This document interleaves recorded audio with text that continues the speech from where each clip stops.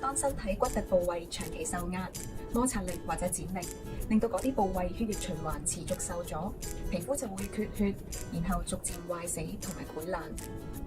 壓傷可以分為4個階段。喺第一個階段，皮膚會出現紅腫，但仍然係完整嘅。去到第二個階段，皮膚就會出現破損。當受傷嘅組織蔓延去到最嚴重嘅第4階段，就會壞死去到骨。喺唔同嘅姿勢會有唔同嘅骨突部位形成壓力點，容易造成壓傷。要預防壓傷，應該多做適量嘅伸展運動。照顧者進行扶抱時，方法必須要正確。如果家人活動能力薄弱或者體型較大，就可以善用座椅布同埋拎好電動座椅機呢啲嘅扶抱工具。